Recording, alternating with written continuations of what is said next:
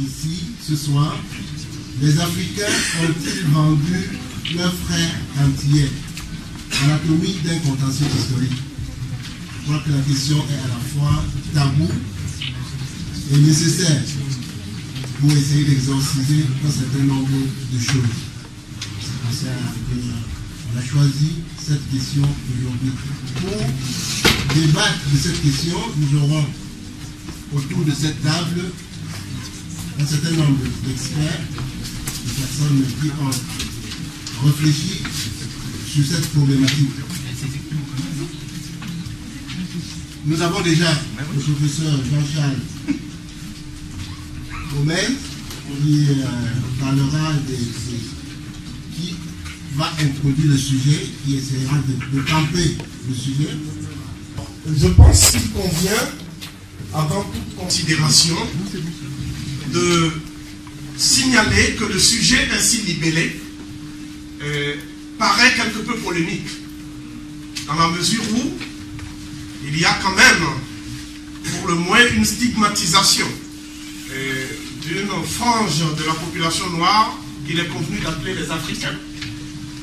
Tandis que, d'entrée de jeu, une deuxième fraction de cette population est considérée implicitement comme victime, et donc les Antillais en l'occurrence, et que, partant de là, le sous-titre indique qu'il y aura une sorte de dissection d'un phénomène historique qui est précisément le phénomène qui est à la base du contentieux lui-même. Qu'est-ce qu'un contentieux? Un contentieux ne naît que lorsqu'il y a malentendu, lorsqu'on n'arrive pas à se mettre d'accord sur les points de désaccord. Donc il s'agit ici d'un malentendu, doublement entendu, où une victime semble se faire complice du bourreau pour faire des victimes leur propre bourreau. Je ne sais pas si j'ai été clair, mais on est obligé à ce stade de parler un peu en langage codé. Je puis l'exprimer ainsi. Le problème fondamental qui se pose ici, c'est que cette question a émergé de nouveau, comme d'ailleurs à toutes les époques de contestation et de montée en puissance du mouvement de renaissance africaine qui, comme vous le savez, plonge ses racines dans les Caraïbes, où le panafricanisme a trouvé de grands hommes, de grandes voix, je dirais même des porte-voix. Et donc, la question de la division chronique entre Africains et Antillais constitue une question stratégique pour ceux qui nous maintiennent, aussi bien en Afrique que dans la Caraïbe, sous le joug d'une domination qui ne dit pas son nom, qui est édulcorée et qui est insidieuse aussi. J'ai voulu donc prendre le problème clairement et le traiter comme tel. Il est évident que les protagonistes de ce révisionnisme, notamment Olivier Pétré-Grenouillot, et ces émules africains qui avancent masqués, ou d'autres d'ailleurs, ne sont pas capables de soutenir un débat scientifique et technique sérieux. Voilà pourquoi, face à la confrontation, qui est une évidence, quelque chose qui devrait permettre de trancher la question, puisque ce qui nous intéresse tous, je pense, c'est la restauration de la vérité historique, on assiste à un phénomène de, disons, de brouillage de pistes, et d'agressivité journalistique, alors que les scientifiques concernés se cachent eux-mêmes. Donc nous avons demandé à ce qu'un débat s'instaure, un débat national. Et ce débat, il faut qu'on l'ait entre nous d'abord. Parce que notre problème ne concerne pas les autres, c'est notre problème. Donc nous avons voulu poser ce problème à l'africaine de la façon la plus claire possible. Et nous allons trancher cette question avec toute l'argumentation ici à l'enjeu. Je pense que ici en France, il y a un lobby anti-nègre militant. qui, depuis quelques années d'ailleurs, se manifestent toujours au même moment. Et je vais, malheureusement, ce n'est pas l'usage. Ici, ce sont les euphémismes qui sont de règle. Je vais transgresser un peu quand même cette habitude qui s'est installée, y compris parmi nous, pour nommer les réseaux de ce véritable lobby. Il y a d'abord des gens qui ont lutté pour que leur cause soit une cause nationale et même internationale, parce qu'ils ont subi la Shoah. Et ayant subi la Shoah, ils ont donc connu toute forme de discrimination, de souffrance. Et par conséquent, il est tout à fait légitime qu'ils en fassent un moyen de revendication. J'observe d'ailleurs que ceux qui n'ont pas tellement lutté contre l'occupant nazi, qui sont restés un peu en France aussi, qui faisaient partie de l'UGIF, l'Union Générale des Israélites de France, ce sont eux qui sont aux avant-postes. Et je ne veux pas citer de nom, mais quand j'entends par exemple Finkielkraut, quand j'entends un certain nombre de personnes, je me pose la question de savoir où ces gens-là étaient lorsque la France était agressée. Nous savons où étaient les Africains. Ils étaient dans le maquis de Vercors, ils étaient partout là où ils ne faisaient pas bon être. Mais nous voulons savoir où ils étaient. C'est une question simplement.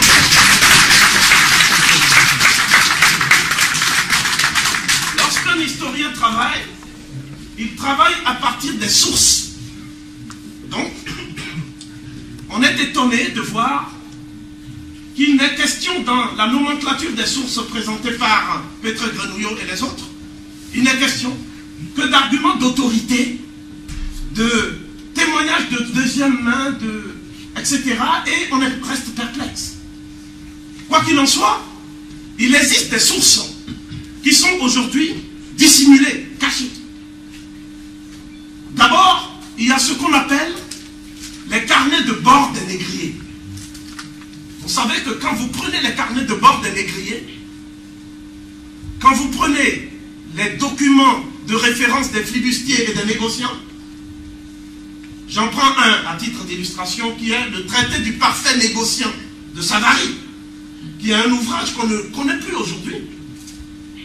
Ils indiquent exactement les exactions qu'ils allaient faire en Afrique. Parce que c'était l'époque où personne ne pouvait imaginer que les Africains allaient avoir des descendants qui vont s'intéresser à la question. Donc, je vais passer sur le caractère extrêmement scrabeux de certaines exactions pour simplement dire que selon ces négociants, la seule chose qui les a amenés sur les côtes africaines, c'était le souci de prendre des hommes et de les introduire dans un système. Les introduire dans un système. Alors un système par définition, c'est une sorte de totalité signifiante dont toutes les parties s'agencent de manière à ce que le tout permette effectivement de contrôler et de gérer. Ce système en question, puisque l'esclavage ce n'est pas autre chose, la traite ce n'est pas autre chose. Ce système a été mis en place pour la première fois, non pas en 1492 ou après, mais le 22 juin 1444. Donc c'est en 1444 que des compagnies à charte, des rois catholiques, mais pas très catholiques, du Portugal, de l'Espagne, etc., se sont ligués, ont fait alliance, ont noué alliance avec des milieux de la finance.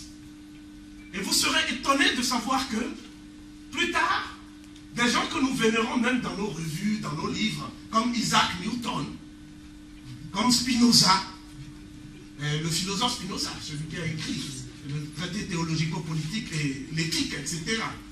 Et tous ces gens-là, comme Isaac Mendes France, l'ancêtre de l'ancien président du Conseil, comme tous ces gens-là, ils étaient actionnaires et bénéficiaires de la traite des Noirs.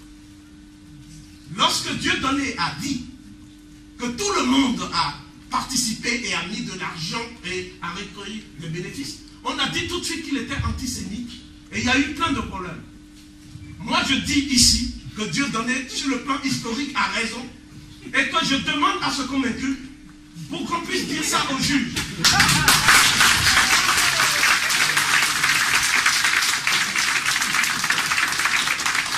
Nous disons que dans ces termes, notamment le traité du parfait négociant de Savary, ils expliquent exactement le processus par lequel ils accostent en Afrique.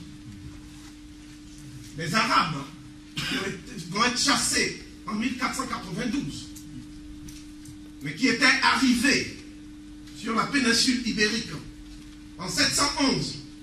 Mais dans leur armée, il n'y avait que des Noirs en fait. Devant, comme Cherakano, eux-mêmes étaient derrière. Et ces Arabes, ils ont appelé ces Noirs-là des morts. C'est pour cela qu'on vous parle de toute une littérature mauresque, etc. Mais qu'on met au compte des Arabes et de leur civilisation. Et nous disons que ces Arabes ont donné à l'Occident qui était complètement à la traîne. Je n'ai pas le temps me fait défaut ici pour présenter le tableau de l'époque. Quoi qu'il en soit, l'empire de Ghana était en avance sur tout l'Occident. Les civilisations du Bénin, Yoruba étaient en avance sur l'Occident. La Chine était en avance sur l'Occident. Mais sans la conquête de ces Noirs et de ces Morts qui étaient détenteurs du legs technologique pris non pas auprès des civilisations du pourtour de la Méditerranée, c'est encore un autre euphémisme inventé par Brodel, mais les civilisations de la vallée du Nil, n'est-ce pas? Et au nombre de ces legs, on peut en citer trois brièvement.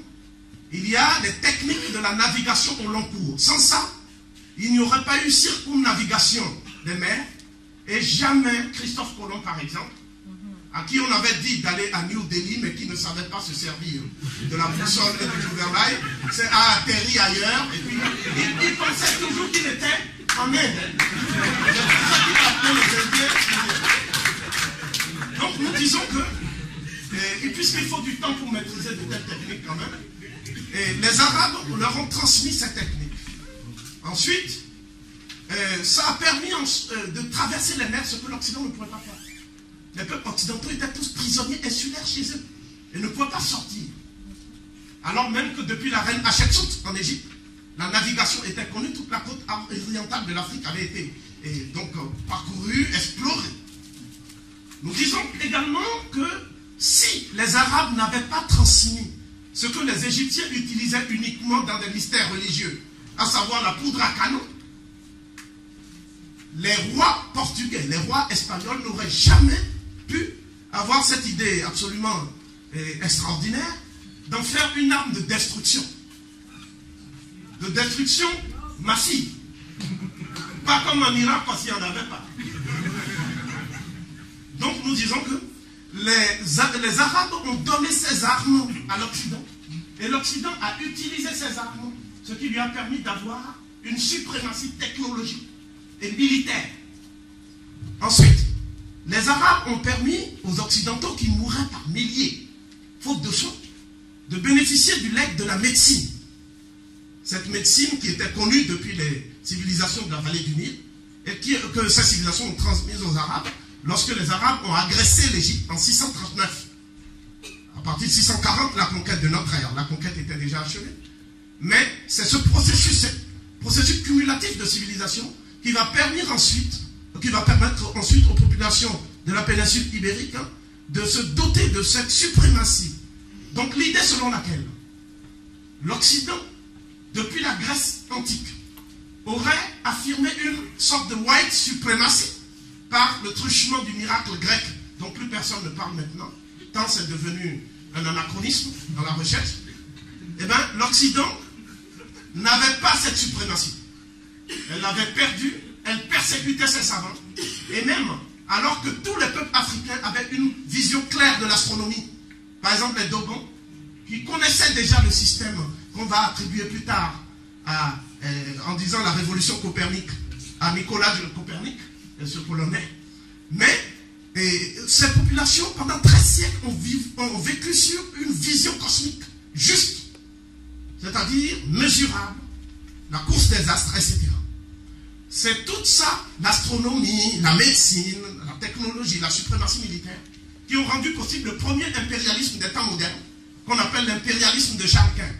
Et c'est cet impérialisme qui va trouver son apogée en 1444, lorsque des populations dites berbères, qui s'étaient métissées avec des populations noires pour donner les rameaux de proto-Touareg, ont été tuées à la tâche dans les îles qu'on appelle la Canarie et les îles Canaries aujourd'hui. Ces populations s'appellent les Guanches. Elles ont été décimées par les Portugais au point même qu'on a oublié leur nom. Vous voyez? Personne ne parle des Guanches. Et lorsque les Portugais ont décimé ces populations, les Portugais ont dit, mais que faire maintenant? Et c'est un catholique qui s'appelle Bartholomé de las Casas, qui va dire plus tard d'ailleurs, mais bien avant lui, il a eu des précurseurs, c'est ça qu'on ne vous dit pas. Et ce qui va dire, mais puisque les nègres végètent là-bas, dans l'idolâtrie et dans la débauche, et que nous avons achevé les Indiens, ça c'est après 1492, pourquoi ne pas aller les chercher? Mais l'idée avait germé déjà chez des négriers portugais, sur indication des rois portugais et du clergé. Donc, je voudrais souligner un point capital ici. N'eût été la justification théologique de l'Église catholique, n'est-ce pas? Et on n'aurait pas pu perpétrer ces exactions. C'est vrai que certains représentants de cette Église ont cru devoir demander pardon à Gorée, comme s'il suffisait de demander pardon pour laver le crime. Mais d'autres, comme les Arabes, n'ont jamais demandé quoi que ce soit. Et continuent sur nos yeux l'esclavage. Donc, cela veut dire que lorsque nous lisons les textes des négriers, notamment Zouara et Anesh, lorsque nous lisons Esmeralda de Situ Orbis, de Duarte Pacheco, etc., Pereira, et c'est une traduction de Raymond Moni, d'ailleurs l'africaniste, en français, ça existe toujours, même si le livre ne fait pas de publicité. Pourquoi ne fait-on pas de publicité? Parce que c'est dans ces livres que les négriers expliquent comment, pour s'amuser, ils jetaient des noirs aux requins, en demandant aux requins s'ils ont faim, etc. Pour s'amuser, je dis bien. On arrache les négrillons des seins de la femme noire et on jette le négrillon devant la mer, etc. Il y a eu tous ces crimes. La question que je me pose est simple. Pourquoi aujourd'hui l'Occident ne sort pas ces documents? Il faut sortir ces documents. Tous ces documents sont cachés. Je les appelle les carnets de bord des négriers. Donc il faut verser ces documents au dossier maintenant, puisque nous on a vendu. Donc si on a vendu, nous on veut bien qu'on instruise notre procès. Mais il ne faut pas que ce soit un procès à charge. Il faut que ce soit un procès juste. Qu'on sorte ces documents, on va discuter. Personne n'a le courage intellectuel et moral de sortir ces documents. On sort des thèses pseudo-scientifiques pour tromper les gens, égarer les gens. Mais Peter Donouyo est incompétent. Il ne peut pas soutenir un débat technique, même de niveau élémentaire. Donc,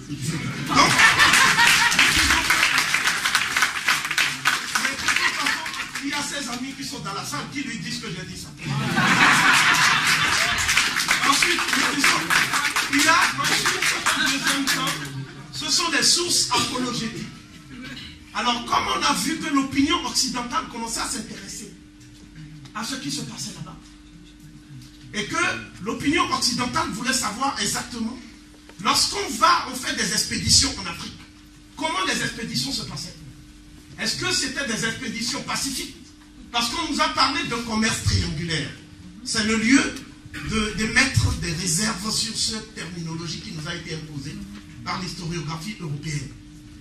Parce que quand on parle de commerce, on veut entendre par là que selon les lois de l'offre et de la demande, des Africains amènent en temps de paix les leurs pour les proposer aux Occidentaux.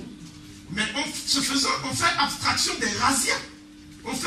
Donc il faut m'expliquer pourquoi, quand on veut faire un commerce, on a besoin de canons lourds pour faire le commerce. C'est un problème.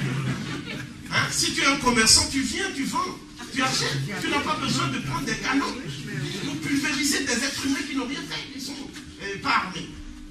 Donc ce n'était pas un commerce. Donc il faudrait qu'on en finisse avec des concepts confusionnistes de politique. Et donc c'était des razzias. Et j'ai également les textes qui date pour la plupart de 1452, le premier texte en tout cas, et qui disent comment nous allons expliquer aux nôtres une fois là-bas, puisque nous disons que c'est au nom de l'amour, de la charité chrétienne, hein, et de la solidarité que nous allons là-bas. Donc l'opinion européenne s'inquiète et demande ce qui se passe là-bas, dans ce que quelqu'un Conrad a appelé le continent des ténèbres. Qu'est-ce qui se passe exactement là? Et c'est à ce moment-là qu'ils ont commencé à inventer les arguments que nous-mêmes reprenons aujourd'hui. Donc je vais citer juste un texte, et ce texte s'appelle « De la nécessité de vendre le commerce des nègres aux catholiques français ». D'accord? 1452. Et ce texte-là, qui est dû à Dupuis, il dit ceci: si on nous pose la question de savoir comment ça se passe là-bas, ce commerce, nous allons d'abord expliquer que les populations qui sont là-bas sont dans un état de guerre perpétuelle. Donc la guerre de tous contre tous. C'est pour apporter la paix et la quiétude que nous allons là-bas, pour civiliser ces gens et les empêcher de faire la guerre. Donc nous sommes une force d'interposition, je prendrai donc des termes extrêmement contemporains, une force d'ingérence humanitaire, pour mettre un peu de civilisation là où il y a la sauvagerie. Donc comment quelqu'un, un Français de bonne foi, en lisant cela, ne peut-il pas dire, bon finalement c'est une œuvre de paix. Deuxièmement, on dit, mais ils ont de l'or, ils ont l'or. Les rois du Ghana, là, ils ont l'or. Le roi s'assoit sur l'or. Sa coiffure, c'est de l'or. Tout, c'est de l'or. Mais il ne sait pas la valeur de ça. Donc, nous voulons lui prendre juste l'or. Mais il résiste. En disant que c'est le trône de son ancêtre. Il ne veut pas céder. À ce moment-là, nous sommes obligés de prendre l'or parce qu'il y a des miséreux et des pauvres en Europe. Et nous avons besoin de cet or pour introduire ça dans le circuit commercial, afin que cet or serve à quelque chose. Puis qu'avec les nègres, ça ne sert à rien. Ils vont s'asseoir et se vautrent dessus. Et avec toutes leurs femmes qui ici sont polygames autour. Donc, nous disons que c'est l'argument de l'or. C'est-à-dire que ce sont des gens qui ne savent pas la valeur de ce qu'ils ont. Donc on va leur montrer la valeur. Le troisième argument, c'est l'argument selon lequel les Noirs, ils menacent les Européens qui s'approchent d'eux de les manger. Donc j'appelle ça l'argument anthropophage. Donc, s'il y a des êtres humains sur cette terre qui continuent à en manger d'autres, l'Église ne peut pas rester sans rien faire. Il faut quand même empêcher ces gens-là de se manger. En plus, ce n'est pas pour nous. Bien sûr, il leur arrive de manger de temps en temps des Blancs, mais pour l'essentiel, ce sont des Noirs comme eux qui mangent. Donc, nous sommes là pour lutter contre l'anthropophagie. Ensuite, si on nous demande encore la raison pour laquelle nous allons faire ce commerce, nous disons que ce sont des gens qui sont trop nombreux. Ça, c'est le maire de Nantes qui dit ça. Mais lui, il dit ça un peu plus tard, en 1625. On a son nom, on va sortir tous ces documents. Et ce maire de Nantes dit, mais il y a trop de Noirs. C'est-à-dire, quand on va, ceux qui ont été nous ont dit que dès qu'on descend de la mer, il y a des Noirs à perte de vue. Des Noirs jusque dans la forêt. Donc, on ne peut pas quand même laisser tous ces gens brouillés comme ça. Hein, ils vont être décimés par les maladies. Bon, bien sûr, nous ramenons la syphilis de temps en temps, mais quand même, on ne peut pas les laisser comme ça. Ouais. Donc, au fond, ces arguments, ce sont des arguments qui sont relayés. J'ai lu France Antilles pour les célébrations. Et j'ai vu Madame Fallope, qui effectivement a écrit, parce qu'elle a enseigné en Côte d'Ivoire, etc., qui a fait un papier sur la responsabilité des Africains. Et dans ce papier que peut-être certains ont lu, elle reprend certains arguments. Elle dit, les négriers étaient partis là-bas uniquement pour aller chercher de l'or. Ce sont les Africains qui les ont empêchés de prendre de l'or, parce que les Africains ne voulaient pas qu'il y ait un regard extérieur pour voir comment ils se vendaient entre eux. Donc le problème qui est là, c'est que les sources apologétiques nous apportent un éclairage sur ce que moi j'appelle la transmutation des sources. Ça dit un renversement, si vous voulez, de l'information scientifique. Parce qu'on est parti d'un détail, d'un récit cru des exactions des négriers à ce qu'on appelle une littérature romancée, apologétique, à l'usage des Européens de l'extérieur, en particulier des catholiques du commun. Je voudrais qu'on mette la suite du plan. Et donc, je suis obligé de faire une conférence au pas de charge, puisqu'il y a d'autres personnes qui vont suivre. Cependant, je voudrais insister sur... Je voudrais insister sur certaines notions que nous utilisons sans savoir vraiment leur portée, en fait. Et en particulier, les notions d'esclavage et de traite. Bon, qu'est-ce que l'esclavage? En fait, l'esclavage, c'est une institution nomade, c'est-à-dire orientale et européenne. Pour qu'il y ait esclavage, il faut, je définis maintenant l'esclavage clairement, ce que les autres ne font pas toujours. C'est un système qui autorise la réduction de l'être humain à l'état de bien châtel. Donc c'est comme un bétail.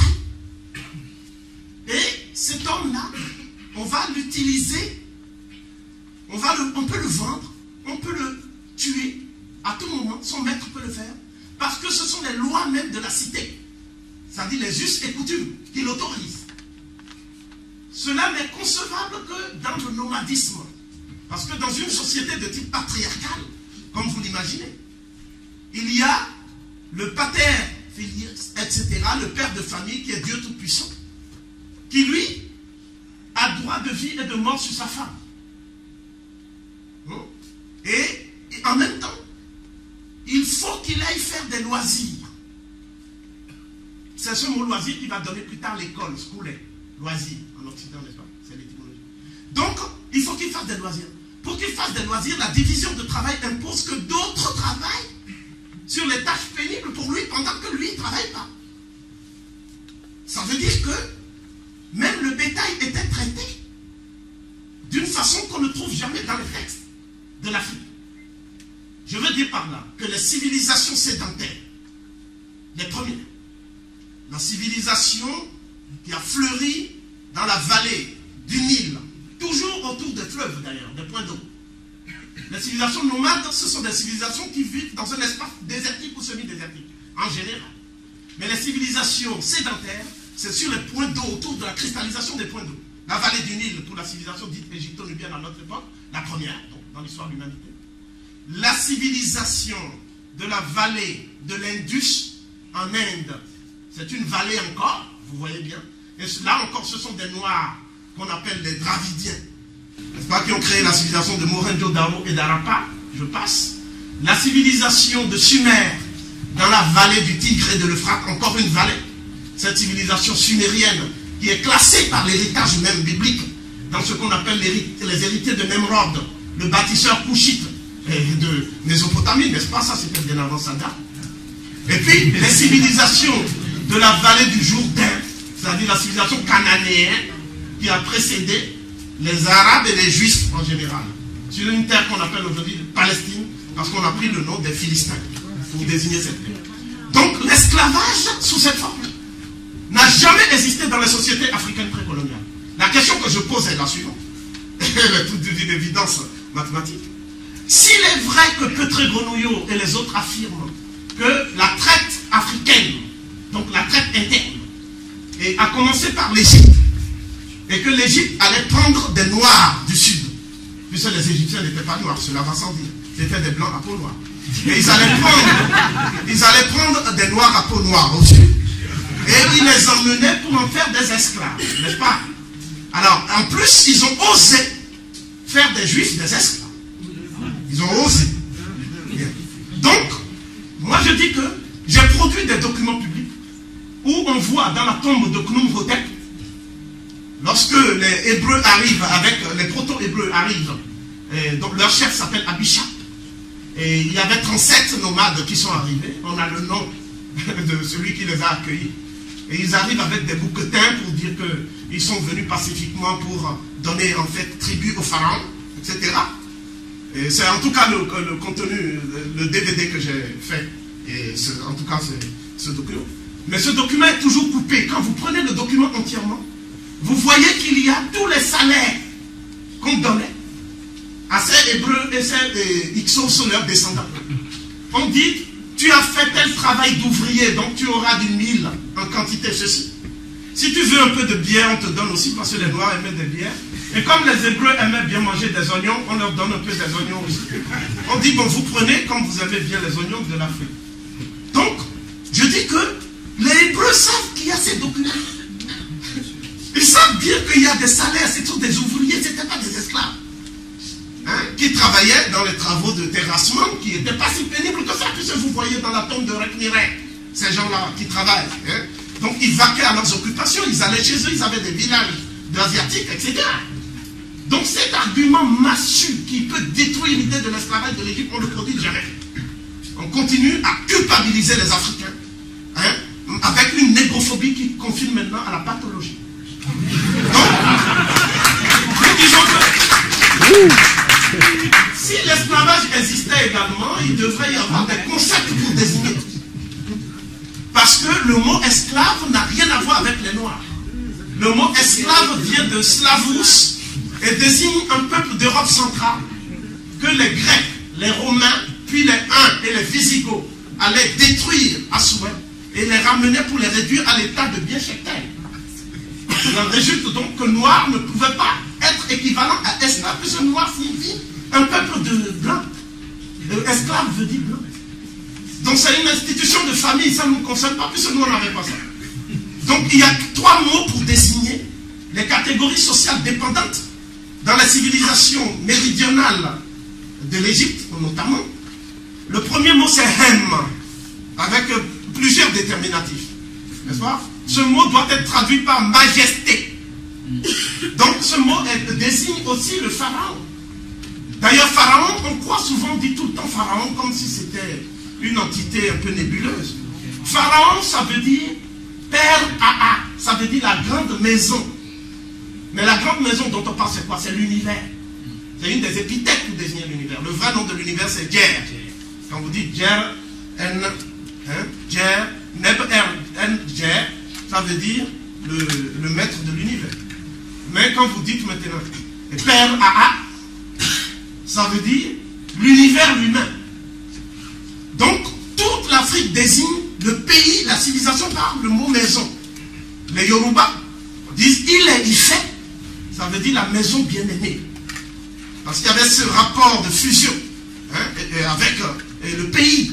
Le pays, c'était pas seulement l'état-cité. Hein, le pays, c'était une entité fusionnelle, si je puis m'exprimer ainsi. Donc, l'esclavage n'existait pas en Égypte. Le deuxième mot, c'est Bak. Vous avez la cigogne Djabirou, vous avez la corbeille à Anse et le déterminatif. Le déterminatif montre invariablement un homme libre.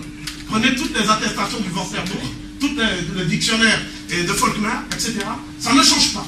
Par conséquent, ce n'était pas un homme servile ou à l'état de servilité. C'était un homme libre, déambulant, vacant à ses occupations. Seulement, il avait des fonctions attachées à une maison donnée, et il travaillait et il rentrait chez lui ensuite. Il avait un salaire. Et le troisième terme, c'est le terme Seker Ank, qui veut dire le vivant blessé. Mais le vivant blessé, pourquoi? Même s'ils n'étaient pas toujours blessés d'ailleurs. Mais il est privé de l'affection des siens. Et il agresse en général l'Égypte. Donc ce n'était pas les Nubiens qu'on appelait Seker Ankou. C'est le pluriel, n'est-ce pas? Suffixation de W pour le pluriel. C'est la règle de l'Égyptien. Donc, ce n'était pas seulement ça. C'était aussi surtout des peuples de la mer, des peuples occidentaux nomades, qui venaient avec leurs mœurs guerrières, rudes, que la sensibilité égyptienne réprouvait. Il en résultait donc une confrontation des relations interculturelles, pour parler vite, et que cela nécessitait une première phase de neutralisation de ces, je ne peux pas utiliser d'autres mots, bêtes féroces qui se déployaient sur la civilisation méridionale, n'est-ce pas? Et donc il fallait les neutraliser dans un premier temps, et ensuite leur apprendre les mœurs de l'Égypte. Donc ce que je vous dis là, c'est que l'Afrique avait une fonction civilisatrice. Voilà, donc il fallait le faire. Et ensuite, maintenant, quand on fait ça maintenant, ces gens-là sont accoutumés aux mœurs et peuvent même se marier dans le pays. Et quand ils se marient, certains finissent même vizirs. Vizir, c'est un terme qu'on nous a parlé, mais ils disent djati. Ils finissent comme ça. Je peux citer par exemple Ibn Yacoub, qui est djati vizir du roi Yamessou le IIIe, etc. Hein? Même l'ami du ministre des Finances de Toutankhamon, Maya, hein? Son ami, c'est un sémite, qui était effectivement le codex locatif, etc.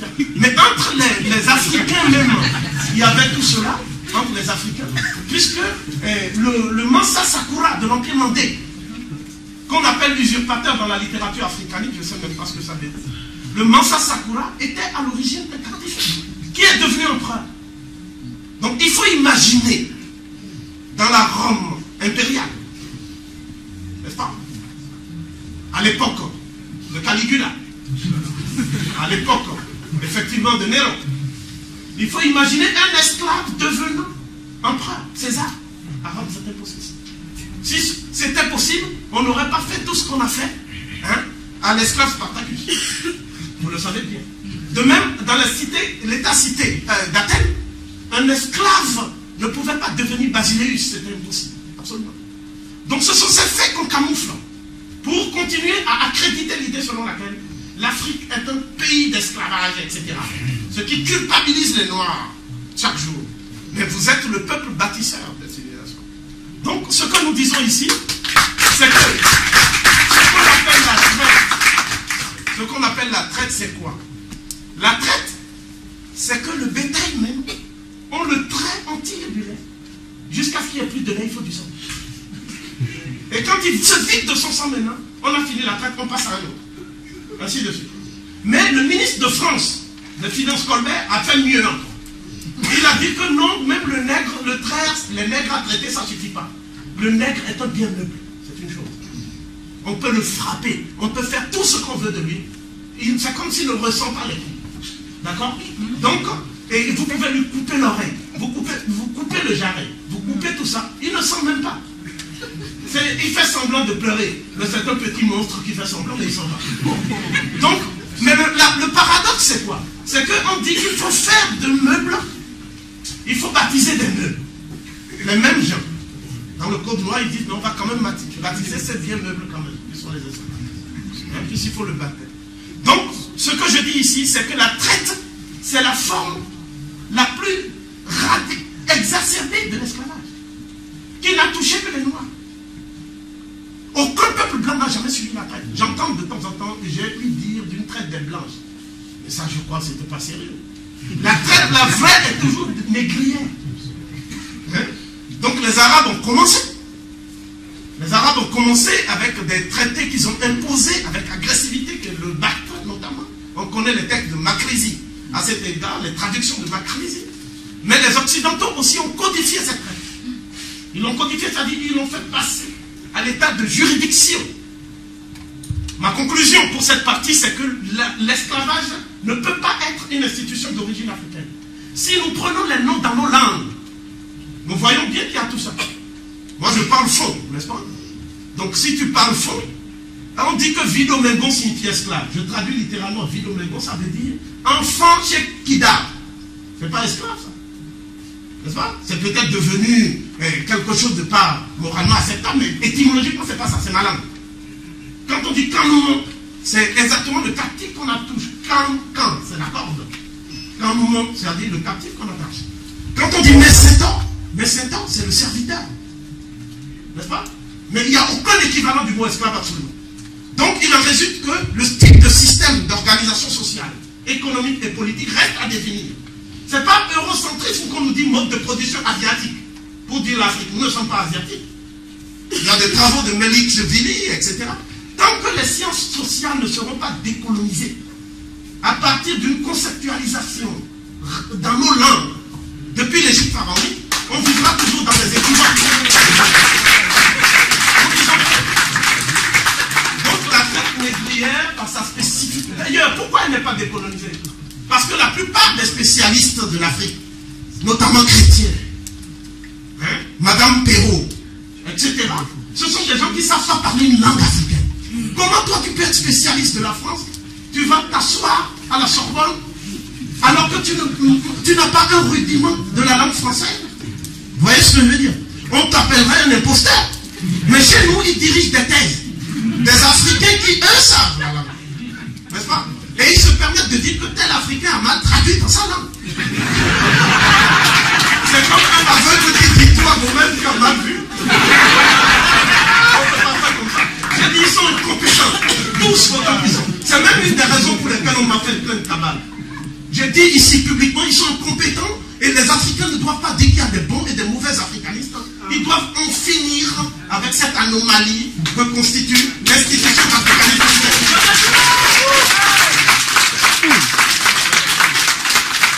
Donc, nous disons que, à partir de ce moment-là, les dommages de la traite. J'en viens maintenant à la question centrale de mon exposé, à savoir le processus par lequel la traite s'est déroulée. Lorsque vous étudiez la traite négrière, vous voyez donc qu'il y a eu une coalition de nations.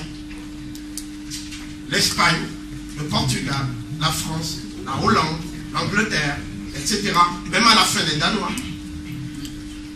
Et cette coalition de nations s'est partagée le territoire africain comme territoire de chasse, où on va se livrer à la chasse aux droits des bêtes. Voilà, à coup de canon, et non pas un commerce, absolument. Je le dis ici, et personne ne peut dire le contraire, puisque de toute façon, on a les documents. S'ils disent ça, je vais même sortir d'autres documents encore. Donc, il y a même des documents qu'on parle quand même, il y a la réserve. Donc, à partir de ce moment-là, nous voyons que la traite négrière n'est pas une traite négrière atlantique. Parce qu'un commerce triangulaire se déployant à partir de 3 pôles, où des gens se seraient enrichis également, etc.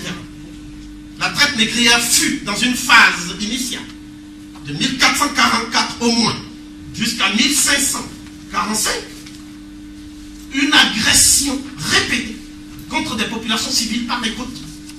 Nous le savons puisque nous emportons le traumatisme dans notre chair. À Ouida, Elmina, Gorée, Podor, etc. Tous ces points-là, où vous voyez des forts. Les forts, c'est quoi? Ce sont des châteaux forts, comme au Moyen-Âge. C'est-à-dire des citadelles de guerre. Donc comment pouvez-vous concevoir un commerce, une transaction libre, dans un contexte sécuritaire aussi exacerbé? C'est impossible. Donc nous disons qu'il y a méprise sur les terres. Et non seulement il y a méprise sur les terres, mais il y a escroquerie même scientifique. Donc, je dis que c'est impossible. À partir de ce moment-là, il y a une deuxième phase maintenant, parce que ceux qui parlent, ce sont des gens qui ne connaissent pas très bien l'historiographie. Quand on connaît l'historiographie, il y a des concepts sur lesquels on ne peut pas transiger. Je vais prendre un des concepts pour aller vite, et c'est ce que j'appelle la loi de la causalité historique. Lorsque vous étudiez un phénomène, qui est un phénomène d'agression frontale entre peuples militaires, donc par conséquent, lorsque vous étudiez ce phénomène, vous voyez toujours qu'il y a ce qu'on appelle, quand on recherche la cause, ou les causes, l'enchaînement causal, les historiens appellent ça. Celui qui a le plus étudié ça, c'est Townby. Mais il y a aussi Drusinet qui a travaillé sur ces questions-là. N'est-ce pas? L'enchaînement causal montre qu'au départ, il y a dans la première chaîne des responsabilités, le premier niveau, ce qu'on appelle les planificateurs et les concepteurs des génocides. D'accord? Au deuxième niveau de responsabilité, il y a ce qu'on appelle ceux qui ont fourni la logistique, c'est-à-dire économique, ceux qui ont donné les moyens financiers de l'opération. Au troisième niveau, il y a ceux qu'on appelle les organisateurs sur place du phénomène, ceux qui supposaient une infiltration et des diversions pacifiques, des voyages, on se fait passer pour des commerçants, etc. Et puis après, maintenant, on indique le terrain. Il y a ensuite ceux qu'on appelle les hommes armés, les bras armés, les hommes de main, les mercenaires, les gens qui allaient chercher les noirs dans les razzias. Nous avons des témoignages de razzias. Par exemple, une sorte de razzia qui a touché l'ancêtre de toute son ouverture. À Alada, puisque c'est là-bas même où j'ai grandi, chez ma grand-mère, n'est-ce pas? La statue de toute son ouverture à Alada, c'est nous-mêmes qui l'avons fait au Bénin. C'est pas peut-être quelqu'un d'autre. Et donc, ce grand haïtien, qui est originaire d'Alada, son ancêtre, avant de prendre le bateau, il était ministre de la Défense du royaume d'Alada. Donc quand tu es ministre de la Défense, on t'appelle Gaou. N'est-ce pas? C'est pas comme la Côte d'Ivoire. Mais il y a le Gaou Boutui, qui est le frère du roi Béanzé, ministre de la Défense d'Abomey. Il a un peu trahi son frère, après il est devenu ministre, il est devenu roi, mais en fait les Français l'ont enlevé, ils l'ont déporté après. Donc, c'est aboli après. Il y a maintenant le Gaou d'Arana, c'est l'ancêtre de tous ces ouvertures, il s'appelle Gaou Déguénon. Mais les africanistes disent Gaou Guinou, Gaou Guinée. Tout le monde ne peut pas être guinéen. C'est la famille Déguénon. La famille qui a été décimée. Donc ils ont attaqué par des razzias successives. La famille du grand Ignace, c'est pareil. On en parlera tout à l'heure. Donc, ce que je dis, c'est qu'à ce troisième niveau, il y a ce qu'on appelle le niveau maintenant de ceux qui face au canon pour ne pas aller en captivité. N'est-ce pas? Refusent le combat frontal face au canon. Mais il y a ceux qui ont fait ce combat frontal. Donc on ne vous dit jamais dans les livres les résistances africaines. Jean-Pierre Soulou va le dire tout à l'heure. On ne dit jamais. C'est comme si l'Afrique n'avait jamais résisté. Jamais. Quand Oruno Lara a fait sa thèse de doctorat, parce qu'il enseignait au Cameroun, sur une résistance africaine, celle des Diaga, qui a donné les Quilombo, qu'on connaît, qui sont devenus célèbres au Brésil par la suite. N'est-ce pas? Mais on a dit qu'il ne faut même pas parler de ce livre. Il ne faut pas parler de sa thèse. C'est même pas la peine. D'abord, c'est un antillais. Qu'est-ce qu'il va dire là-bas pour les autres? Quel est son problème? Alors justement, alors donc nous disons que ce n'est pas seulement la résistance des Diaga. Il y a eu un continuum insurrectionnel des Noirs, tout le temps, c'est connu. Donc ce fait est aujourd'hui avéré et nous devons l'apporter à la conscience universelle maintenant. Ensuite, nous disons que ce phénomène-là, vous avez maintenant des complices. Donc je vais l'illustrer par deux exemples, et je vais conclure. Le premier exemple, c'est ce qui s'est passé avec les Français. Il est évident que l'historiographie française aujourd'hui dit que le peuple français a résisté, en général, face aux nazis. Mais que ce sont quelques brebis égarés qui ont été châtiés d'ailleurs, qui s'étaient laissés prendre à la collaboration. Mais les faits sont tout autres dans la mesure où c'est un ancien maréchal de France qui dirigeait la collaboration. Peut-être. Ensuite, le président du Conseil Laval, et Darlan, de Pellepoix, commissaire aux affaires juives. Donc c'était l'élite française qui collaborait en fait. La preuve, quand De Gaulle a lancé son appel, en AEF, quand Eboué, le Guyanais, a dit bon, nous allons quand même tenter le pari, encore une fois, pour voir si la France se libère et sera au moins reconnaissante. Eh bien, ce sont des gouverneurs de l'AEF français, blancs, qui ont dit nous refusons, nous préférons la collaboration avec Pétain. Nous avons leur nom. Mais on n'enseigne pas ça au peuple français. On ne dit jamais le peuple français et ses élites ont vendu la France.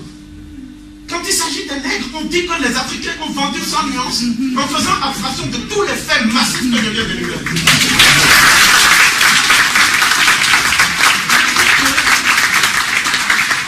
Je dis qu'il s'agit d'une entreprise hasardeuse qui ne peut pas prospérer scientifiquement. Donc il est temps qu'on y renonce, qu'on arrête, parce que le négationnisme monte en France. Chaque fois qu'il y a un problème en France, une crise d'identité, il y a une stigmatisation des populations noires. On fait comme si ce sont les Noirs qui créent des problèmes en France. Combien de Noirs posent des bombes en France? On nous dit Fofana, etc.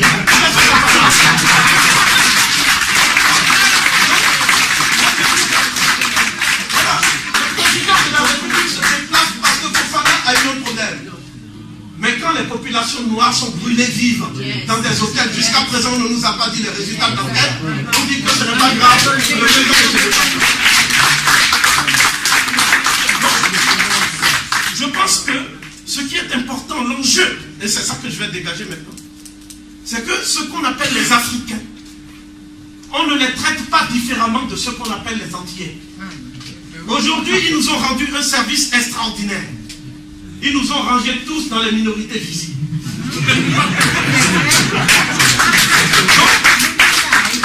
Ils nous ont rangés dans les minorités visibles, ce qui fait que quand un Antillais dit « moi je suis français », le français lui dit, mais écoute, tu es français, mais tu n'es pas français comme les autres. Donc les Antillais ont énuméré, et ils ont raison, c'est sur ça que je vais conclure, 4 contentieux. Le premier contentieux, je viens maintenant de montrer très rapidement, parce que je n'ai pas eu le temps de développer, c'est pour ça que j'ai choisi ce type de communication directe. Ce premier contentieux, c'est un contentieux d'ordre historique. Donc je dis que les termes dans lesquels il est posé ce contentieux ne sont pas recevables, sont irrecevables pour l'information scientifique. Il ne s'agissait pas d'une vente des Africains indistinctement de leurs frères antillais, parce qu'on voulait dire que nous sommes moins que des animaux. Arracher un petit porc-poussin à sa mère pour vous allez voir la réaction de la mère pour lui. C'est le nègre lui-même qui va donner son enfant. Et on dit que les Noirs doivent accepter ça. C'est mal connaître les Africains.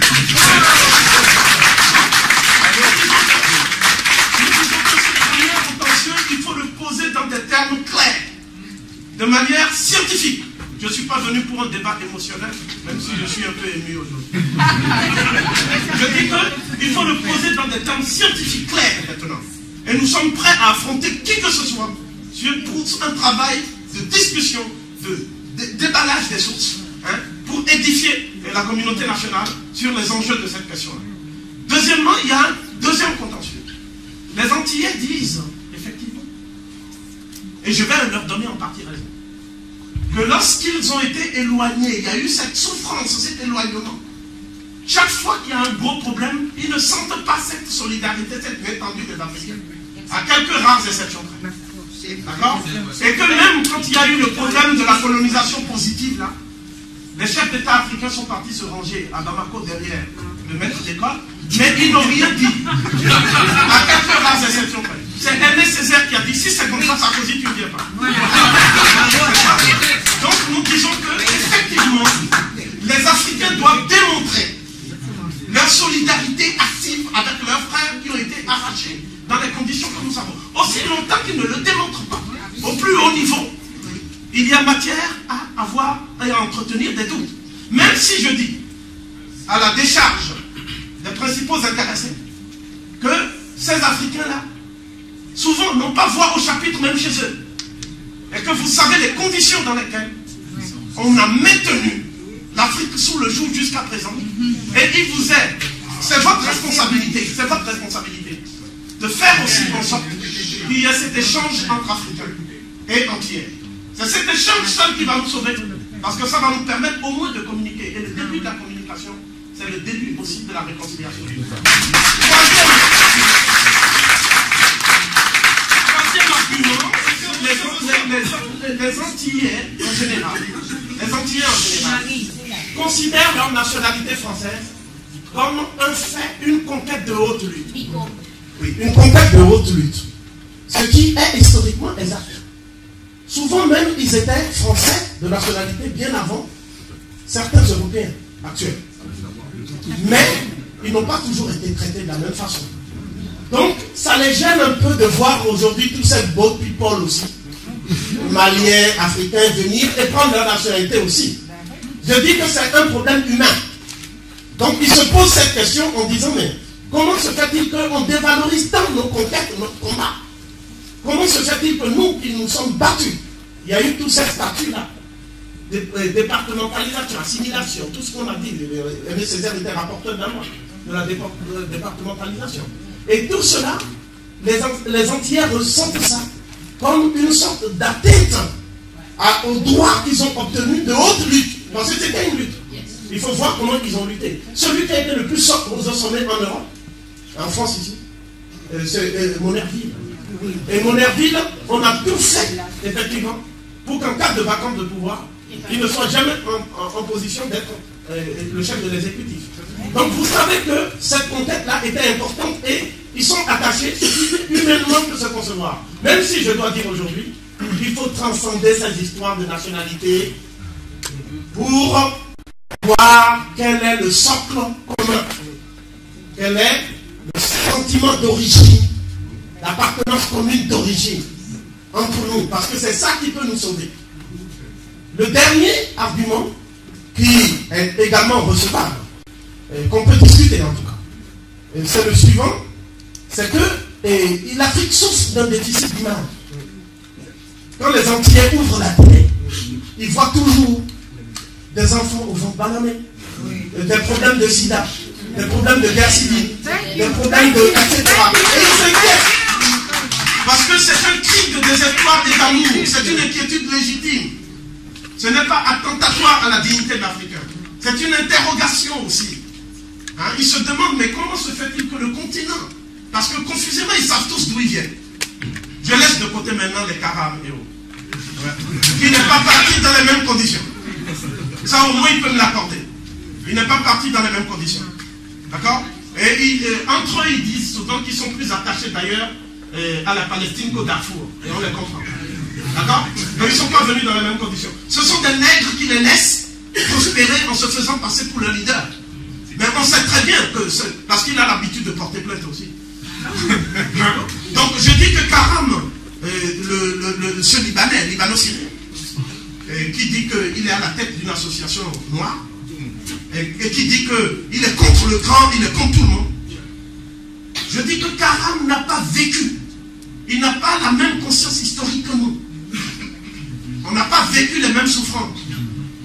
Voilà pourquoi il peut se permettre de dire que les Africains n'ont pas souffert. Parce que c'est comme s'il était à la place des Africains. D'accord? Mais en fait, c'est un individu qui n'a pas vécu cette souffrance. Il est disqualifié pour en parler de façon sérieuse. Parce que c'est ce que tu as vécu, l'expérience vécue seule, qu'on peut transmettre. Ma conclusion est celle-ci. Non seulement l'histoire de la traite négrière, la première arabe, et non pas orientale, parce que ce n'est pas l'Orient qui l'a fait. La traite négrière européenne, cette histoire est entièrement à réécrire. Donc nous sommes entrés dans un grand chantier qui est la rédaction de la véritable histoire de l'esclavage et de la traite négrière du point de vue de l'historiographie africaine elle-même et de l'historiographie afro-américaine, afro-caribéenne, et non pas du point de vue de l'historiographie eurocentriste, raciste, qui jusqu'à aujourd'hui continue à vendre ces préjugés-là, ces préjugés de notre temps. Et nous disons ici du haut de cette tribune pour conclure que le professeur Cheikh Anta Diop avait raison lorsqu'il a dit, je le redirai le 29 avril à la mutualité, je le dirai devant tous ceux qui parlent de Cheikh Anta Diop n'importe comment, comme Papoudia et autres, hein? Je le dirai, d'accord? Et nous disons que le professeur avait raison lorsqu'il disait que tant que les Africains ne vont pas restaurer leur conscience historique à partir de leur propre paradigme, leur propre vision du monde, leur propre sensibilité, il y aura toujours ce problème-là. Et les gens viendront, même n'importe quelle ignorance sous le manteau de la science, viendra pour nous mystifier dans une salle. Et c'est pour cela qu'il disait la phrase suivante. Les études africaines ne sortiront du cercle vicieux où elles se meuvent. Les études africaines ne sortiront du cercle vicieux où elles se meuvent pour retrouver tout leur sens et toute leur plénitude qu'en s'orientant vers la vallée du Nil. Réciproquement, l'égyptologie ne sortira de sa sclérose séculaire, de l'hermétisme des textes, que du jour où elle aura cette vision d'une Afrique unie. D'accord? Donc Cheikh Anta Diop a dit que les Africains doivent aujourd'hui rétablir la vérité historique sur la base de la documentation. Et vous verrez d'ailleurs que c'est toujours l'histoire des civilisations de la vallée du Nil ou l'esclavage qui font l'objet du négationnisme à des périodes chaque fois que le problème se pose. Donc c'est à nous d'être dignes du travail qui a été fait par Cheikh Anta Diop et par ses continuateurs.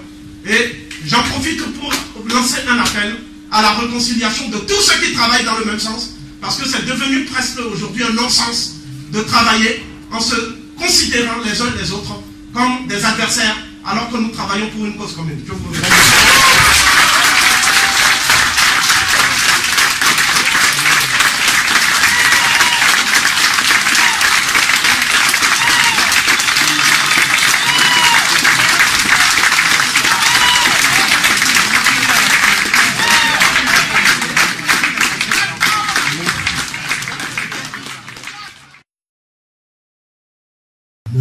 Jean-Philippe Omobilé, qui nous parlera ici, qui nous parle d'un livre, je crois que c'est le révisionniste en chef, je ne sais pas peut-être que le révisionniste c'est un procès, mais un livre qui parle de traite négrière et c'est l'histoire globale. Mais pour résumer ce livre, en fait le livre dit la traite négrière, il n'y a pas que nous qui l'avons fait, tout le monde l'a fait. Donc, puisque tout le monde l'a fait, la responsabilité est partagée et on en parle plus, c'est terminé. C'est juste résumé comme ça le livre. Donc, tout le monde l'a fait et puis on en parle plus. Merci, c'est gentil. Bonsoir à tous. Je voulais tout d'abord remercier Jean-Charles pour son intervention. On peut dire qu'il a mis un certain nombre de points sur l'équipe. Et je voulais aussi remercier Jean-Pierre pour son intervention sur la naissance parce que c'est une thématique qu'on n'aborde pas suffisamment. Alors, je me propose, avec vous, donc d'explorer la thématique qui est donc l'ouvrage de Petré Grenouillot, Les traites négrières, essai d'histoire globale, ouvrage historique ou révisionniste.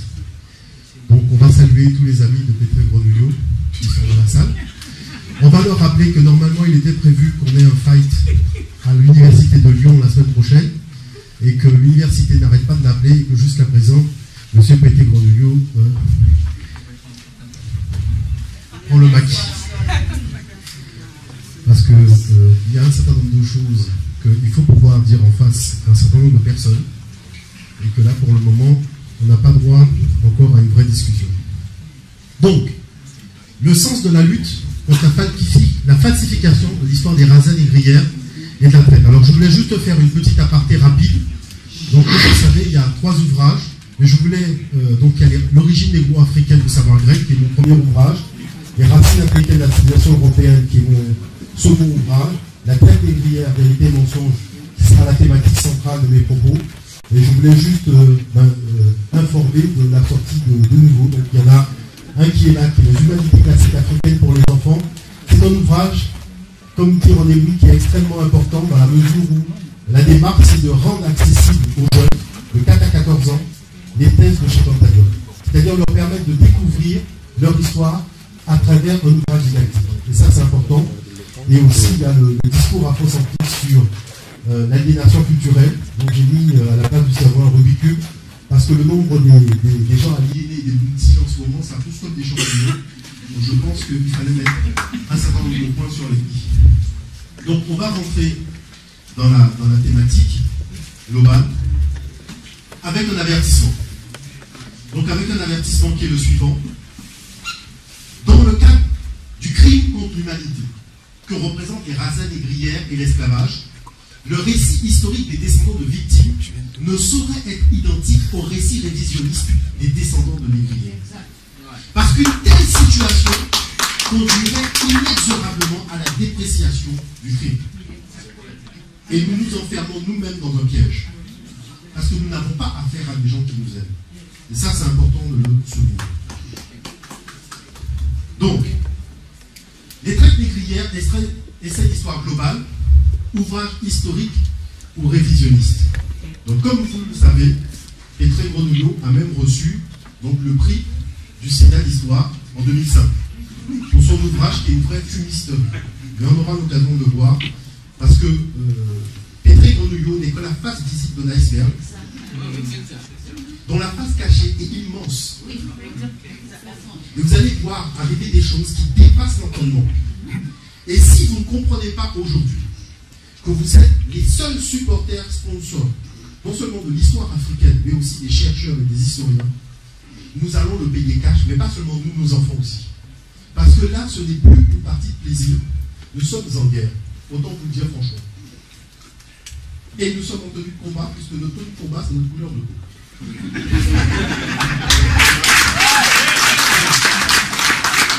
Quels sont les postulats posés par Olivier Petré Grenouillot dans son ouvrage? Tout d'abord, on encense l'approche globale en disant que c'est la meilleure approche historique. Nous allons voir en fait ce qu'entraîne ce postulat. Ensuite, il parle d'une Égypte esclavagiste. Donc on a vu déjà un certain nombre de points importants avec Jean-Charles.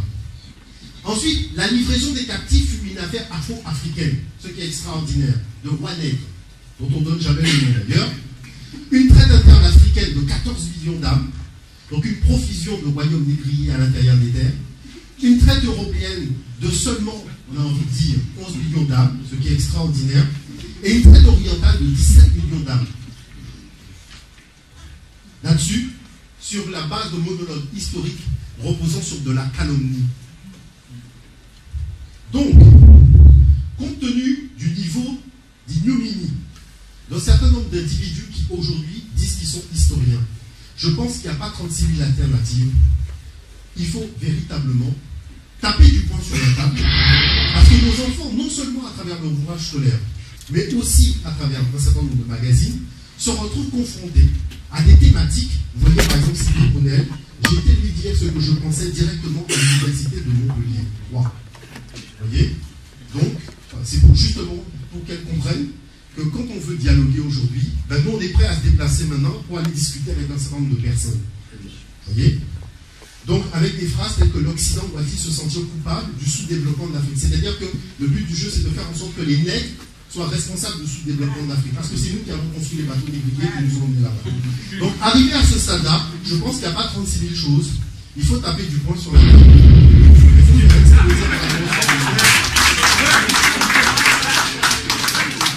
Donc, premièrement, dans l'intégrité de M. Olivier Pétré-Grenouillot, dans le cadre d'une interview accordée par l'auteur au journal du dimanche, le mois de juin 2005, M. Pétré-Grenouillot tient les propos suivants. Il dit « C'est aussi le problème de la loi Taubira qui considère la traite des Noirs par les Européens comme un crime contre l'humanité, incluant de ce fait une comparaison avec la Shoah.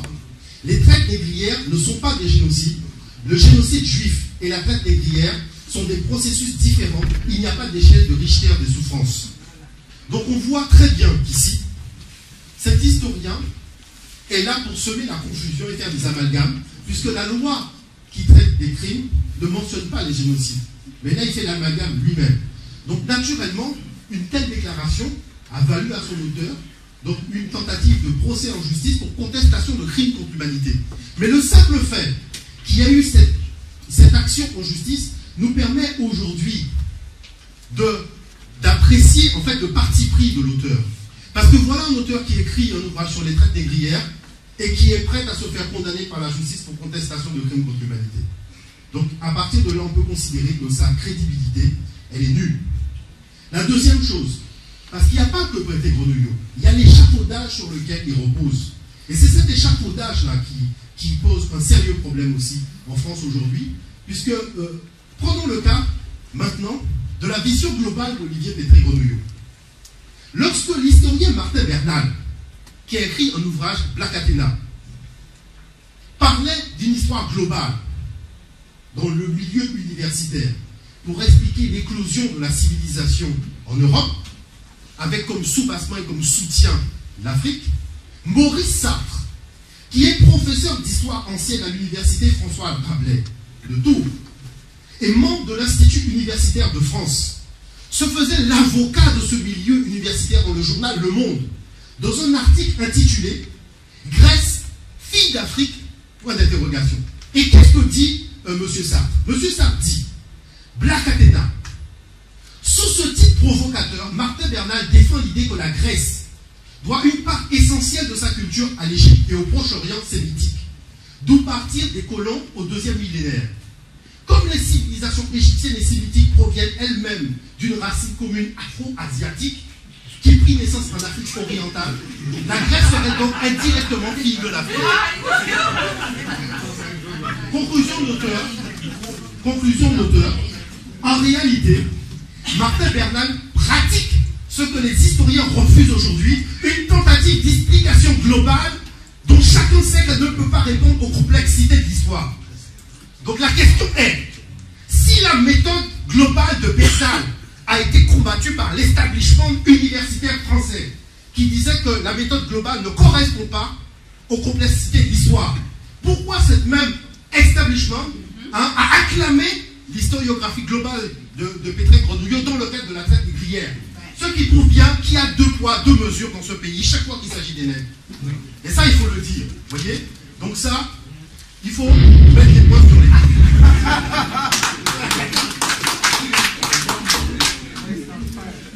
Troisièmement, les lacunes de l'approche d'Olivier Pétré-Grenouillot. Premièrement, Olivier Pétré-Grenouillot n'a pas éprouvé sa thèse historique, c'est-à-dire les sources citées, sont pratiquement 98% européennes. Pour une histoire globale, c'est bizarre. C'est extraordinaire, vous voyez. C'est-à-dire que là même, on comprend pourquoi nous, qui sommes concernés par cette histoire, nous ne pouvons pas être satisfaits de tel travail. Nous le vomissons, pour le dire clairement. Olivier Pétré-Grenouillot, deuxième point, n'a pas consulté les récents travaux des spécialistes, c'est-à-dire les historiens panafricains, les égyptologues, qui pouvaient lui apporter des éléments de réflexion. Et c'est pour ça qu'on va le faire rôtir comme un poulet dans le feu, parce que dans le four, tout à fait, parce que c'est là où nous allons le prendre à son propre piège, parce que monsieur veut jouer à l'intéressant. Troisièmement, Olivier Pétré-Grenouillot reprend les vieux arguments des négriers européens, comme l'a dit Jean-Charles, sans chercher à les corréler à la réalité historique. C'est-à-dire que cette approche-là, justement, contraste avec ce qu'a fait Bernal. Parce que qu'est-ce que Bernal a fait? Bernal a dit il y a un modèle ancien, qui était la vision qui repose sur le testament des anciens. Ensuite, il y a un modèle arien, qui repose sur qui défend la suprématie blanche, qui est le modèle qu'utilise l'historiographie universitaire mondiale occidentale aujourd'hui. Moi, je propose un modèle ancien révisé. Vous voyez? C'est-à-dire qu'on sent une approche quand même si on n'est pas totalement d'accord avec tout. Mais au moins, il y a un fondement. Chez Olivier Pétré-Grenouillot, il n'y a rien.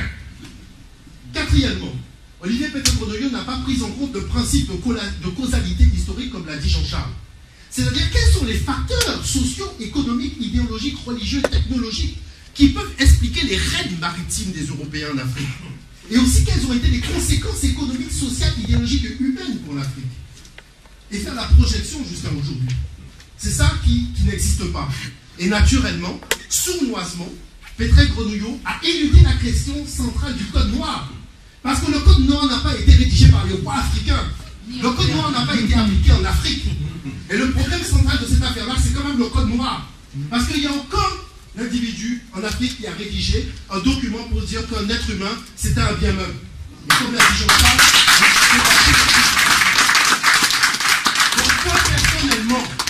moi personnellement, et que cela soit dit et qu'on le sache, le problème que j'ai à régler, c'est le problème du Code noir. Parce que ce problème-là est grave. C'est l'échec total de la philosophie et de la pensée occidentale. Ces gens sont totalisés pour parler du Code noir. Quand je vois des mecs aujourd'hui qui vont s'asseoir pour parler des droits de l'homme avec des individus qui considéraient... Vous vous rendez compte, depuis qu'ils ont aboli l'esclavage, par rapport au temps qu'on a été traités comme des biens meubles, on a encore quelques années à tirer. On a été plus considérés comme des biens meubles que comme des citoyens de ce pays, totalement à part d'ailleurs. Bon. Quatrièmement, l'effet de diversion historique.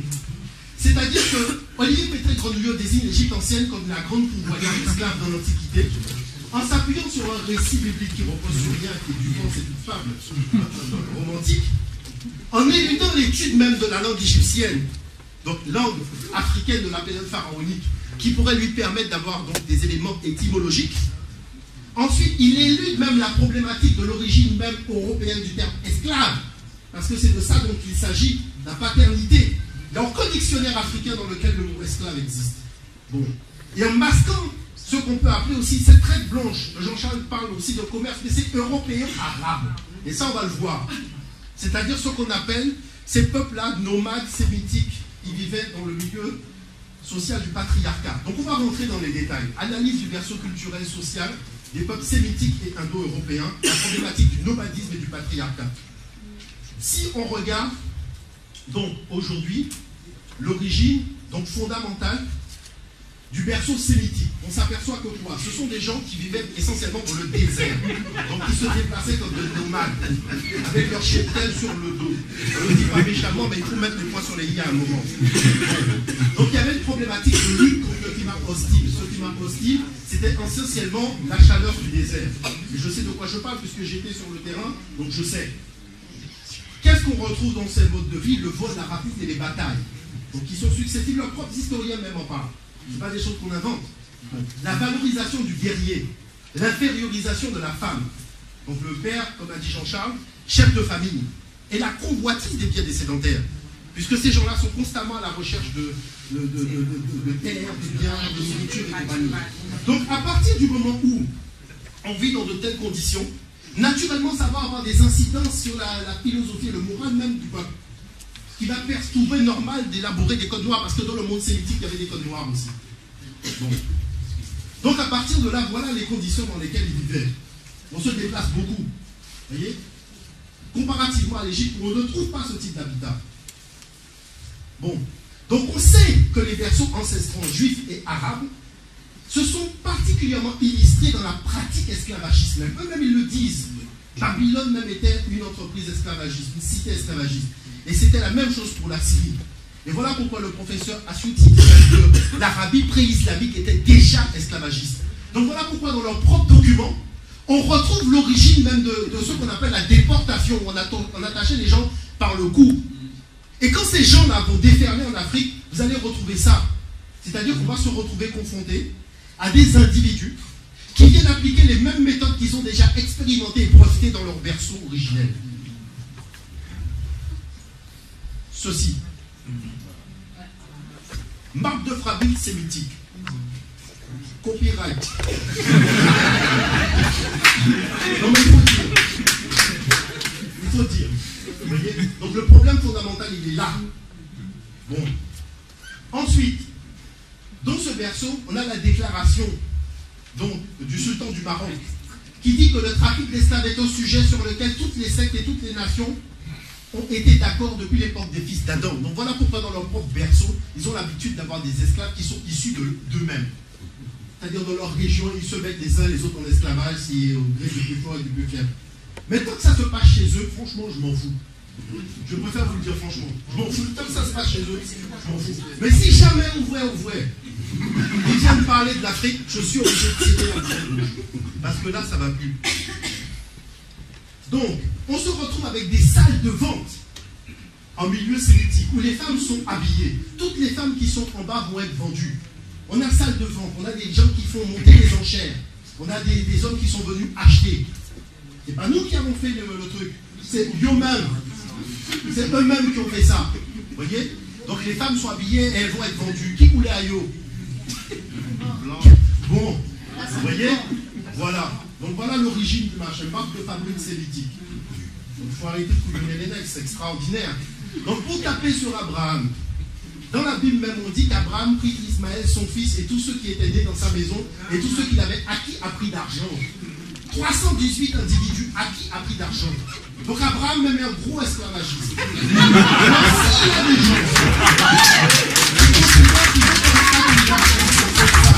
un esclavagiste et qui viennent me dire que l'esclavage est un crime contre l'humanité, je peux leur dire que la sortie est par là. On n'a rien à, vous n'avez rien à faire dans la salle. Bon. Le Coran maintenant, parce que chez les Arabes, c'est un genre plus subtil. Ils ont l'habitude de prendre les lettres aussi pour les mots. C'est-à-dire qu'ils vous disent que, oh, mais Mahomet il disait que le pire des hommes, c'est celui qui vend les hommes. Parce que la preuve, c'est qu'il a pris Bilal, qui était comme par hasard un esclave, en tant que premier muezzin d'islam. Mais ces gens-là, vous voyez, le roi Ibn Saoud d'Arabie écrit quoi? Si notre sainte loi autorise l'esclavage, elle exige que les esclaves soient traités avec le soin paternel. Ceux qui agissent contrairement à la loi seront condamnés par Dieu. C'est-à-dire que les gars ont réussi un truc extraordinaire. On annonce la venue du royaume de Dieu dans lequel il n'y a ni maître ni esclave, avec un bouquin qui défend l'esclavage. Moi je vais vous dire une chose, dans ce genre de cas, ce n'est pas le royaume de Dieu qu'on annonce. Je ne sais pas ce qu'on annonce, mais il va falloir quand même leur dire que s'il n'y a pas d'esclavage au royaume de Dieu, et que tu as un bouquin qui explique qu'il faut traiter tes esclaves, franchement, ce n'est pas le royaume de Dieu, tu nous prends pour des cons. Et donc voilà pourquoi on se retrouve dans le berceau sémitique avec des traces, c'est-à-dire des documents. Ce n'est pas des choses qu'on invente, c'est-à-dire qu'il y a des documents sur lesquels on voit bien qu'ils pratiquaient ce principe esclavagiste-là, donc dans leur berceau originel. Parce que là, on est vraiment obligé de, je dirais, franchement, d'aller carrément passer les couches en Perse, là. Nous, on est loin. Bon, maintenant, dans le monde indo-européen ancien, les Européens aussi sont issus du nomadisme, puisqu'on sait que dans leur berceau originel, les steppes euro-asiatiques, ils sont venus donc du nord, en fuyant la glaciation. Donc qu'est-ce qu'on s'aperçoit? C'est la même chose que les Sémitiques. À une différence près, c'est le climat, là il fait froid. Donc on fuit le froid. Mais c'est le même système, le patriarcat, le nomadisme, la femme infériorisée qui compte pas, le chef de famille qui est maître de tout, la convoitise des terres et des biens d'autrui. hein, la valorisation du physique masculin, débouchant même sur l'homosexualité, les parenthèses qu'on ferme. Donc naturellement, ces conditions-là vont avoir des répercussions sur le mental même des individus. Qui fait qu'à partir du moment où quelqu'un arrive devant la grotte, oh, c'est la panique déjà. Vous voyez, c'est exactement ce qui se passe aujourd'hui. On vous montre deux Africains qui arrivent au Maroc à la télévision, on a l'impression que les Blancs, ici, on dit déjà, ils vont rentrer en Europe. Vous voyez, c'est extraordinaire. C'est-à-dire, il n'y a pas le sens de l'accueil. Il n'y a pas le sens de comment allez-vous. Il n'y a pas ça. Moi, j'avais un voisin qui disait jamais bonjour à personne dans l'immeuble, et on l'a vu à la télévision disant qu'il dialogue avec le monde sur Internet.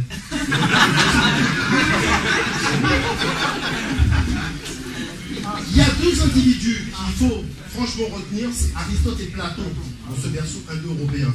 Parce que Aristote a dit une phrase qui déjà condamne même la philosophie et l'histoire européenne au niveau de son berceau original. Il a dit, il y a dans l'espèce humaine des individus aussi inférieurs aux autres que le corps l'est à l'âme ou la bête à l'homme. Ce sont ceux chez qui l'emploi des forces corporelles est le meilleur parti qu'on puisse en tirer. Quand il disait ça, il ne pensait pas aux Noirs. Il pensait que c'est des esclavages chez eux. Donc à la limite, moi je m'en fous. Tant que ça reste chez eux, franchement, c'est leur problème. Moi je vais pas embêter les gens chez eux. Donc voilà pourquoi, dans leur berceau, il y a des vestiges. Vous voyez, la femme elle porte des chaînes. Donc c'est qu'ils ont déjà l'habitude, marque de fabrique copyright. Ils ont déjà l'habitude de le faire. Parce qu'il aurait fallu qu'ils nous montrent la même chose pour l'Afrique pour commencer à dialoguer. Parce que moi, quand j'attaque, je montre les documents. Donc il faut montrer les documents aussi. Mais c'est vrai que c'est difficile de discuter avec du vent. Bon, donc en plus, il y a même des expositions. Hein? Et c'est pas pour rien que Michel-Ange même a représenté l'esclave. Il y a une sculpture qu'on appelle l'esclave, de Michel-Ange. Vous voyez que l'esclave il a représenté, ça n'a rien à voir avec les nègres. Bon. Donc Platon maintenant, qui a dit une phrase qui a été hautement mais dramatique pour notre destin sur les plantations. Il a dit, je ne vois que deux expédients pour éviter les révoltes sur les plantations. Le premier est de ne point avoir d'esclaves d'une seule et même nation, de manière à faire en sorte qu'ils ne puissent pas se comprendre. Cette phrase date, vous voyez, on est à 428-347 avant Jésus-Christ. C'est-à-dire des siècles avant l'arrivée en Afrique. Les gars ont déjà bâti le système, comme a dit Jean-Charles. Le truc est déjà planifié. Donc naturellement, qu'est-ce qui va se passer? On va se retrouver avec quoi? Eh bien, on va se retrouver avec des salles de vente. La différence avec le monde sémitique, c'est que la femme, elle est nue. Parce que là, nous sommes dans une autre perception culturelle. Mais vous avez toujours des gens qui sont venus acheter des esclaves, des gens qui font la crier pour faire augmenter les prix. Vous voyez, donc on a toujours cette ambiance de salle de marché. Marque de fabrique aussi, donc du berceau indo-européen. Vous voyez? Donc ça, c'est important quand même de le souligner. Et un témoignage historique, parce que c'est extraordinaire lorsque Peter Grenouillot dit que l'Égypte a été la grande initiatrice. Mais attendez, il faut arrêter de plaisanter. Le seul recensement qu'il y a eu dans l'Antiquité a été rapporté par Athénée de Naucratis, au 3e siècle après Jésus-Christ dans la Bible. Et il dit, voilà, il y avait 21 000 Athéniens, 10 000 métèques pour 400 000 esclaves. C'est une plantation. 92% de la population est esclave. C'est-à-dire toute l'Attique est une plantation. Donc on voit bien qu'il y a déjà tout un système qui existe et qui est en place. Bon, maintenant prenons la problématique même de l'origine même du mot esclave. Puisqu'on sait que durant le Moyen-Âge, c'était les rois européens qui allaient faire des razzias à l'intérieur de l'Europe orientale pour aller chercher des peuples blancs comme les Slaves, qu'ils considéraient comme païens. Vous voyez, il y a Henri de Wasler et autres, Othon Ier par exemple. Et ces captifs-là venaient alimenter un commerce entre les Arabes et les Indo-Européens. Donc un commerce européo-arabe qui a été prolifique entre Venise et l'Empire arabe.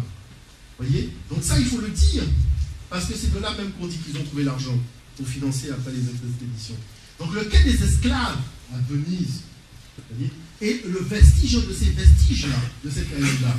Et c'est à ce moment-là, comme a dit Jean-Charles, que le mot slavus, qui désignait les Slaves, a donné sclavus, d'où le mot esclave, qui représente en fait des biens meubles européens.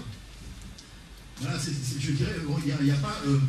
Et le Sénat de Venise, vous voyez, en grand argentier du fabrique, œuvrait pour limiter le nombre de captifs par bateau. Donc on avait l'habitude même de déporter les gens par bateau.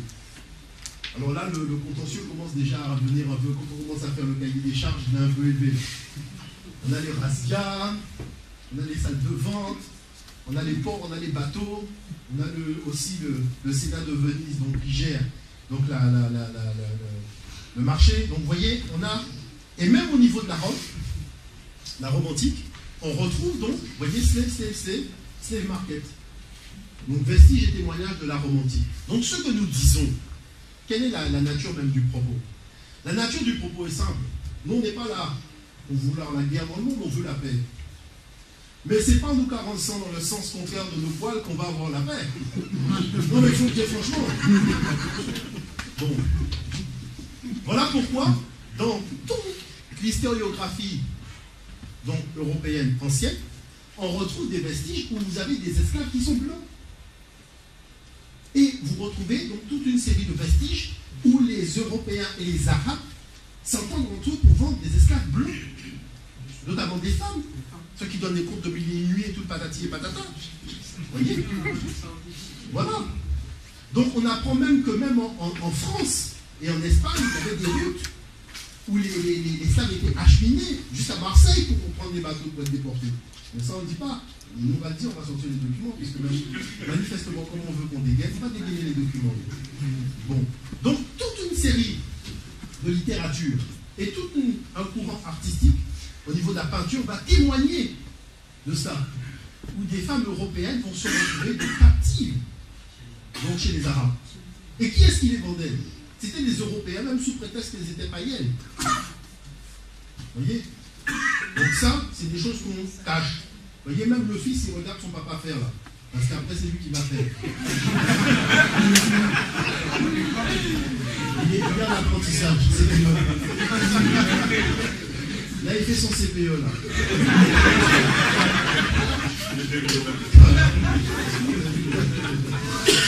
Les documents sont là. Les documents sont là. On veut nous culpabiliser sur quoi? On veut nous faire avoir honte de quoi? Mais voilà les professionnels. On est des amateurs et on a construit des bateaux. Tout à l'heure, parce qu'il faut que j'avance.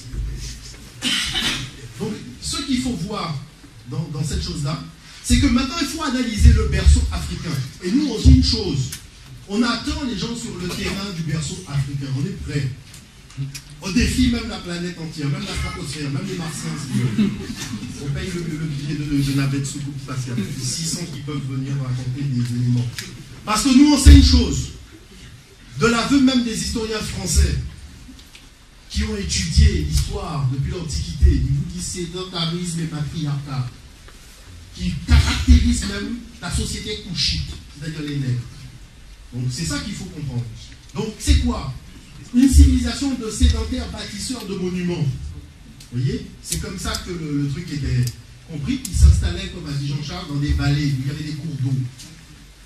C'est pas nous qui partions chasser les individus. Bon. Donc la valorisation de la nature nourricière et la recherche de l'harmonie avec elle, parce qu'on vit dans un climat il fait chaud. On est bien. Vous voyez, si les Européens étaient bien chez eux, ils seraient restés chez eux, sinon ils nous emmerdaient chez nous, c'est qu'ils n'étaient pas bien chez eux.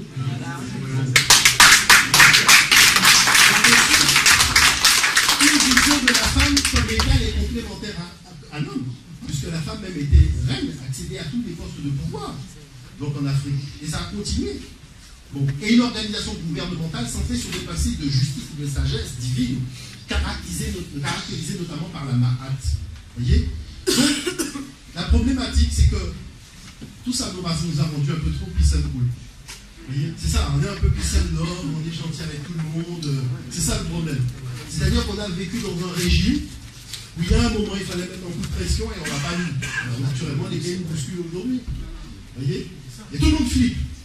On vous dit, ah machin, parce que comme par hasard, plus personne ne sait rien. Non, il faut arrêter de flipper. Bon. Il faut bousculer les gens, il faut les bousculer. Donc, comme a dit Jean-Charles, en Égypte ancienne, il y avait le bac, qui veut dire le serviteur, mais c'est un homme libre et marié. Il y a une certaine heure, il arrête même de bosser. Il va bosser pour lui. Vous voyez, donc le problème est réglé. Bon, ensuite, il y a le hem, le féminin, Helmet, ça veut dire l'épouse. Ils sont mal.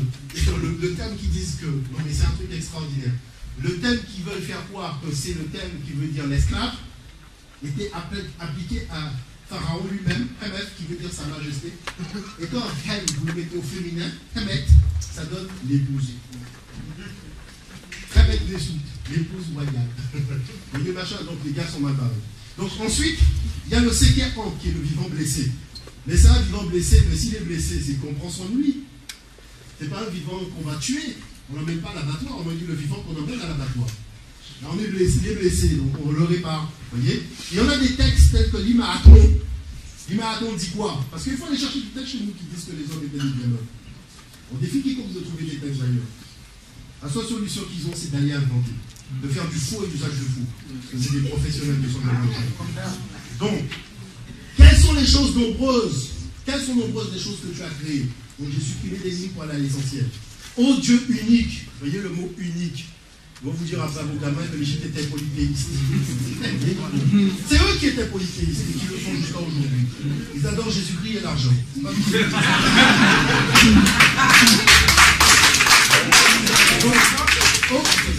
Ô Dieu unique qui n'a point autre au-dessus de lui, tous hommes, troupeaux et bêtes sauvages, tu as mis chaque homme à sa place et a pourvu à son nécessaire. Chacun a sa nourriture et son temps de vie est compté. Les langues sont séparées dans leur expression, leur caractère, comme leurs peaux sont distincts. Seigneur de l'univers, tu as organisé l'univers. Voyez, Seigneur de l'univers entier, tu as organisé l'univers. Voilà les textes qu'on avait nous. Voyez, bon. Donc, le problème, c'est qu'il y a un gars qui s'appelle Jean Bailey, spécialiste qui a écrit un bouquin qui s'appelle Les termes, je vais vous dire très évidemment, les noms de l'esclave en égyptien. Parce que là, pété Cornulio, tu le prends, tu fais clac, clac, clac, clac, clac, clac, clac, clac. Parce que qu'est-ce qu'il dit ce type? Ce type dit, pour désigner l'esclave, là c'est même pas Jean-Charles qui parle, c'est même pas moi, vous voyez, on dégaine par personne interposée. Pour désigner l'esclave, la langue égyptienne n'a pas de mot spécifique. Ce n'est pas qu'elle manque de termes pour exprimer les idées de subordination, de travail et de service. Au contraire, elle rend ces idées par des termes nombreux. Mais aucun d'entre eux ne correspond exactement à l'idée de servitude, c'est-à-dire de possession de la personne, corps et biens, de sujétion et de dégradation, comme les mots latins grecs servus doulos. Ni leur emploi, ni leur sens intime et leur étymologie, autant qu'on peut les saisir, ne les voue à cette signification. Donc lorsqu'il va dire que l'Égypte ancienne a été la grande initiatrice, M. Péter Cornulio est un escroc. Et ça, il faut le lui dire en face. Et encore, ce type qui me présente, il faut lui dire que c'est un escroc. Et nous disons à son fan club que c'est un escroc. Voilà, mais s'il y en a un qui veut prendre la suite, ben, il n'y a pas de problème, on l'attend. Donc on a des documents qui montrent dans quelles conditions les gens travaillent.